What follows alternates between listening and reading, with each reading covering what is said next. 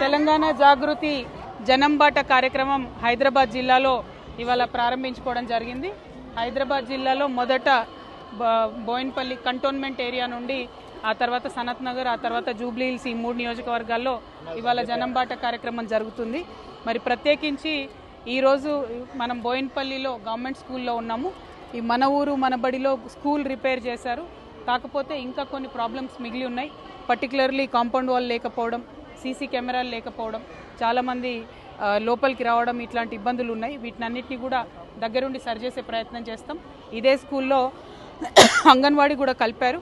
కానీ అంగన్వాడీలో హెల్పర్ లేకపోవడం, 3 సెంటర్లకు కలిపి ఒకే చోట అంగన్వాడీ ఉండడంతో వాళ్ళకు ప్రత్యేకమైనటువంటి ఇబ్బందులు ఉన్నాయి.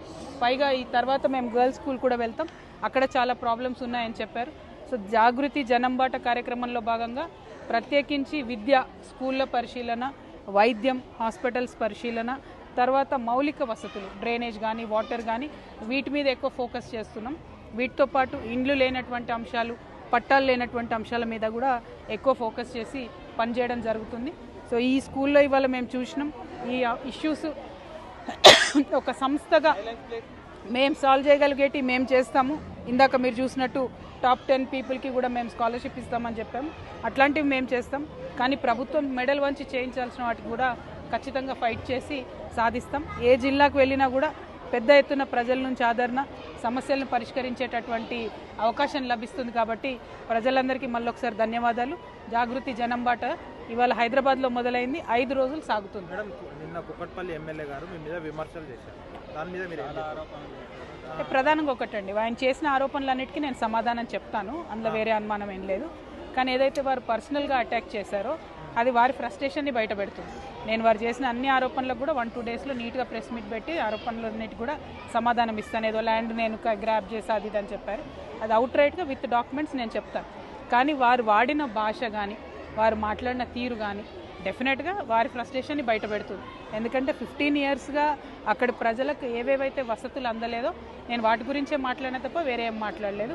సో వారి ఫ్రస్ట్రేషన్ వారు బయట పెట్టుకుంటున్నారు, దాంట్లో పెద్ద ఫీల్ అయ్యేది ఏం లేదు, ప్రజలు గమనిస్తున్నారు. Thank you. గత 10 సంవత్సరాలుగా మీరు కలిసి చేశారు కదా, పని చేశారు కదా, మరి అప్పుడు అనలేని మాటలు ఇప్పుడు మీరు కూడా వారి మీద మాటలు అన్నారని చెప్పేసి, అంటే మీరు నన్ను ఫాలో అవుతలేరేమో. Day 1 జనంబాట స్టార్ట్ చేసిన రోజు నేను చెప్పాను. తర్వాత అంతకన్నా ముందు బీఆర్ఎస్ పార్టీ నుండి నన్ను సస్పెండ్ చేసిన సందర్భంలో కూడా నేను చెప్పాను.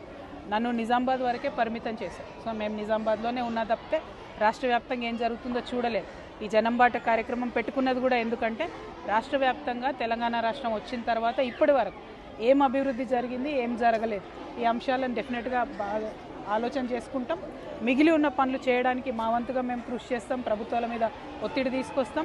మంచి పనులు జరిగిన చోట జరిగినాయని చెప్తాం. ఇప్పుడు ఇక్కడ నిలబడ్డ మీ స్కూల్ కట్టిండ్రు, మంచిగా ఉంది కదా, పాత స్కూల్ని తీసి మంచిగా కట్టిండ్రు. కానీ ఇంకా కొన్ని సమస్యలు మిగిలి ఉన్నాయి ఈ స్కూల్లో కూడా, వాటి మీద అయితే ఎవరో ఒకరు పనిచేయాలి. ప్రతిపక్షం పట్టించుకుంటలేదు, పాలకపక్షం అసలే పట్టించుకుంటలేదు. సో జాగృతి జనగలంగా ముందుకెళ్తున్నాం. Thank you.